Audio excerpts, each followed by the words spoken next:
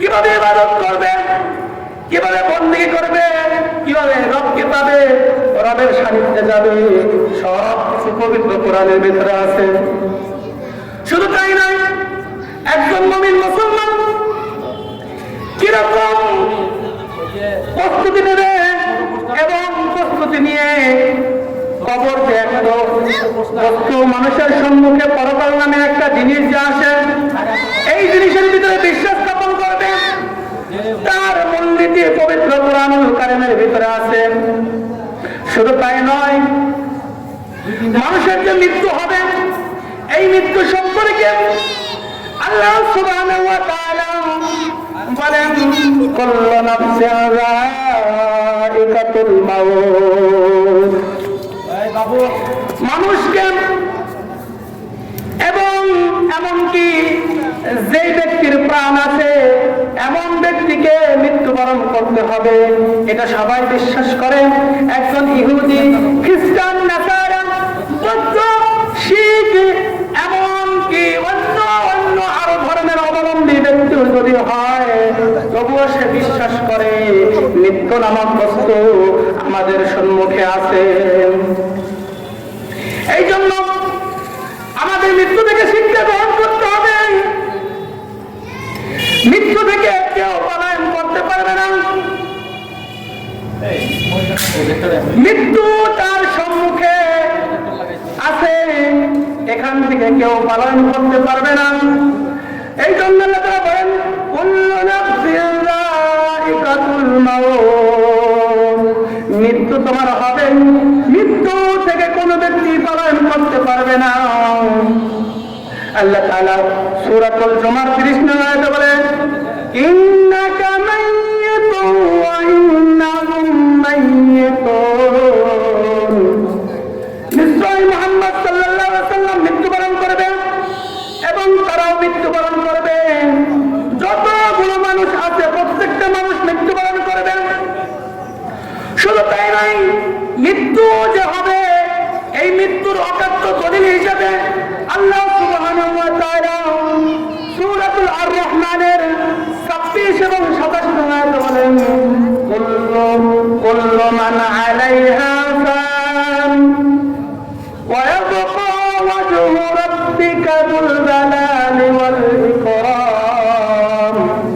পৃথিবীতে যা কিছু আছে সব কিছু ধ্বংস হয়ে যাবে, শুধুমাত্র একমাত্র অমুখাপেক্ষী আল্লাহ সুবহানাহু ওয়া তাআলা বেঁচে থাকবে। মৃত্যু থেকে কোনো ব্যক্তি পলায়ন করতে পারবে না। মৃত্যু এমন একটা বস্তু, এমন একটা জিনিস, মৃত্যু থেকে পলায়ন করার জন্য যদি কিনা একজন মানুষ পলায়ন করতে চায়, যদি কিনা একটা ইনসান অথবা যেই ব্যক্তির জান আছে, জীবিত আছে, সে যদি মৃত্যু থেকে পলায়ন করার জন্য পাহাড়ের চূড়ায় গিয়ে আশ্রয় নেয়, সেখানেও তার কাছে মৃত্যু যাবে। এমনকি সে যদি সমুদ্রের উপরেও যায়, সেখানেও তার কাছে পাহাড়, সেখানেও মৃত্যু তার কাছে গিয়ে পৌঁছাবে। শুধু তাই নয়, সে যদি হেলিকপ্টারে ওঠে, বিমানে ওঠে, এমনকি রকেটে করে মঙ্গল গ্রহে যায়, সেখানেও তার কাছে মৃত্যু যাবে। মৃত্যু থেকে কোনো ব্যক্তি পালন করতে পারবে না। আল্লাহ তাআলা এই জন্য সূরাতুন নিসার ৭৮ নম্বর আয়াতে স্পষ্ট করে বলেছেন, মৃত্যু যে হবে, মৃত্যু থেকে কেউ যে পালন করতে পারবে না। আল্লাহ সুবহানাহু ওয়া তাআলা সুন্দর করে বলেন, আইনামা তাকুনু ইউদরিকুমুল মাউত ওয়ালাউ কুনতুম ফি বুরুজিন মুশাইয়াদা।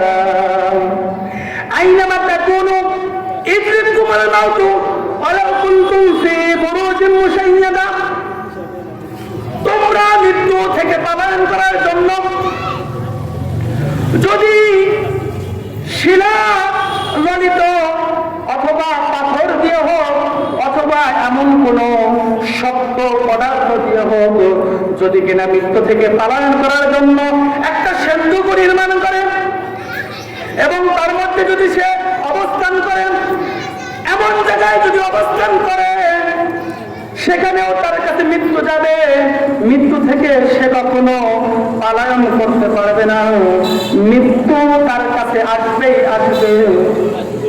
মৃত্যু এমন একটা বস্তু, মৃত্যু থেকে পলায়ন করে কেউ কোথাও যেতে পারবে না।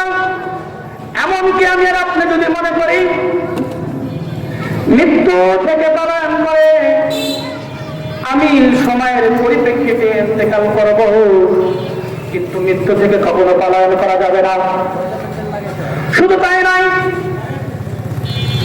যদি কোনো মুসলমান বলে যে, অথবা কোনো ব্যক্তি বলেন আমার পরিবারের এই কাজটা বাকি আছে, এই কাজটা শেষ করব, অথবা যদি বলেন আমার 5তলা বিল্ডিং আছে, এই 5তলা বিল্ডিং এর একটা নির্মাণ হয়েছে আর বাকি 3-4 তলা নির্মাণ শেষ হওয়ার পর আমি মারা যাব, কিন্তু না, সে সময়তে সেই অপেক্ষাটাও আল্লাহ তাআলার আগ্রাহ্য করবে না।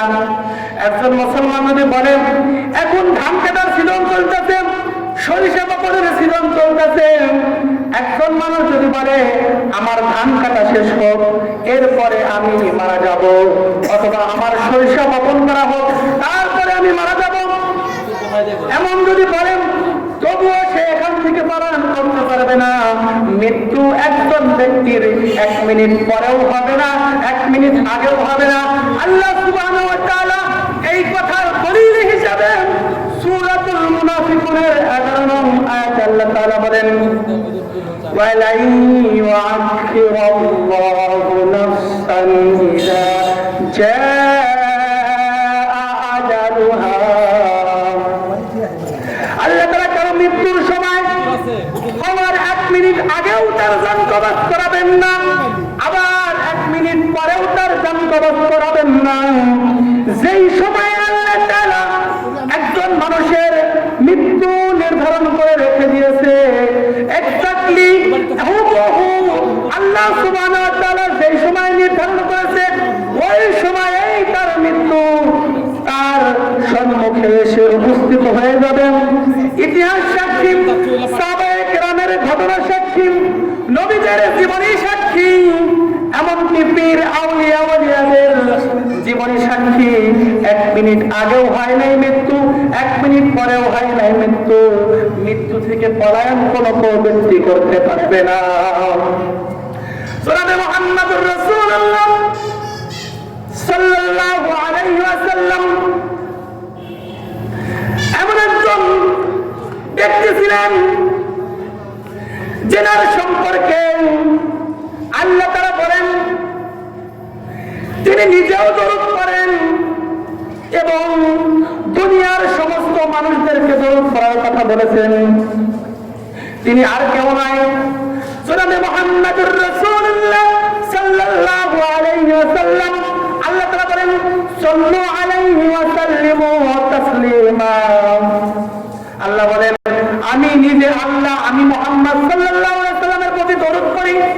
ও দুনিয়ার মানুষেরা, তোমরা যারা আছো, তোমরা প্রত্যেকটা মানুষ নবী মুহাম্মদ সাল্লাল্লাহু আলাইহি ওয়াসাল্লামের প্রতি দরুদ পড়ো। এই নবী মুহাম্মদ সাল্লাল্লাহু আলাইহি ওয়াসাল্লাম তার কাছে যখন আজরাইল আসেন, আজরাইল এসে নবী মুহাম্মদুর রাসূলুল্লাহ সাল্লাল্লাহু আলাইহি ওয়াসাল্লামের ঘরে এসে কোরআনের সঙ্গে সঙ্গে এইভাবে কোরআনের সঙ্গে সঙ্গে জনাবে মুহাম্মদুর রাসূলুল্লাহ সাল্লাল্লাহু আলাইহি ওয়াসাল্লাম তার মেয়ে ফাতেমা রাদিয়াল্লাহু তাআলা আনহাকে বলেন, হে মেয়ে ফাতেমা, রাসূল এমত অবস্থায়, অসুস্থ অবস্থায় বেড়ে শুয়ে আছেন। তার মেয়ে ফাতেমা রাদিয়াল্লাহু তাআলা আনহাকে বললেন, হে মেয়ে ফাতেমা, তুমি দরজাটা খোলো এবং দেখো কে এসে দরজায় কোরআন পড়তেছে।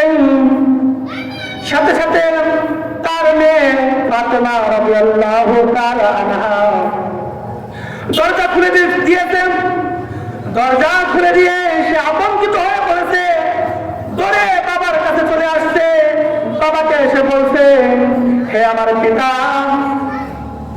এমন মানুষ দরজার ওপাশে এসে পড়া মেরেছে, যার মাথা 7 আসমানের উপরে, যার পা 7 তবক জমিনে রেখেছে। আল্লাহ আল্লাহ নবী মুহাম্মদ সাল্লাল্লাহু আলাইহি ওয়াসাল্লাম বলতেছেন, হে পিতা, এমন একজন ব্যক্তি এসে পড়া মেরেছে, আমি কি তাকে আসার অনুমতি দেব? সাথে সাথে নবী মুহাম্মদ সাল্লাল্লাহু আলাইহি ওয়াসাল্লাম বললেন, হ্যাঁ তুমি আসার অনুমতি দাও। সে হলো ভাই জিবরাইল, তাকে আসতে দাও। জিবরাইল আলাইহিস সালাম আসলেন, এসে মুহাম্মদ সাল্লাল্লাহু আলাইহি ওয়াসাল্লামের শিয়রে বসলেন, এসে বললেন, ইয়া রাসূলুল্লাহ, ইয়া হাবিবাল্লাহ, আসমান জমিন চন্দ্র সূর্য গ্রহ নক্ষত্র গ্যালাক্সি যত কিছু আছে সমস্ত জায়গায় আল্লাহ রাব্বুল আলামিন মানুষের জান কবজ করে, কখনো কারো অনুমতি নেয় না। কিন্তু আল্লাহ রাব্বুল আলামিন আপনার জন্য, শুধুমাত্র একমাত্র আপনার কাছে আপনার জান কবজ করার জন্য, অনুমতি নেওয়ার জন্য আমি জিবরাইল আলাইহিস সালামকে পাঠাইছে। ইয়া রাসূলুল্লাহ, ইয়া হাবিবাল্লাহ, আপনি দয়া করে মায়া করে আমাদেরকে যদি অনুমতি দেন, তাহলে ভাই জিবরাইল আপনার জান কবজ করবে। সাথে সাথে নবী মুহাম্মদ সাল্লাল্লাহু আলাইহি ওয়াসাল্লাম বললেন, আমার তো মৃত্যুবরণ করতে হবে, আমার পূর্বে অসংখ্য নবী রাসূল ইন্তেকাল করেছে, আমি মুহাম্মদ সাল্লাল্লাহু আলাইহি ওয়াসাল্লাম এই মৃত্যু থেকে পলায়ন করতে পারবো না, আমিও এই মৃত্যুর জন্য প্রস্তুতি নিলাম। সাথে সাথে আজরাইল আলাইহিস সালাম আসেন, এসে মুহাম্মদ সাল্লাল্লাহু আলাইহি ওয়াসাল্লামের কাছে এসেন তার জান কবজ করার জন্য। আজরাইল সাল্লাল্লাহু আলাইহি ওয়াসাল্লাম রাসূল সাল্লাল্লাহু আলাইহি ওয়াসাল্লামের বুকের উপরে হাত রেখেছে। হাত রাখার সঙ্গে সঙ্গে মুহাম্মদ সাল্লাল্লাহু আলাইহি ওয়াসাল্লাম বলতেছে, ভাই আজরাইল, তুমি হাতটা সরিয়ে ফেলো। সাথে সাথে আজরাইল আলাইহিস সালাম হাত সরিয়ে ফেলেছে। এরপরে বললেন, আমার মনে হলো যে উহুদ পাহাড় যেন আমি মুহাম্মদ সাল্লাল্লাহু আলাইহি ওয়াসাল্লামের বুকের উপরে চাপিয়ে দিয়েছে। এই যদি হয় মৃত্যুর যন্ত্রণা, না জানি আমার উম্মতের কি হবে, না জানি আমার উম্মতের কি হবে। মাঠের সব গুলো চলে আসে না,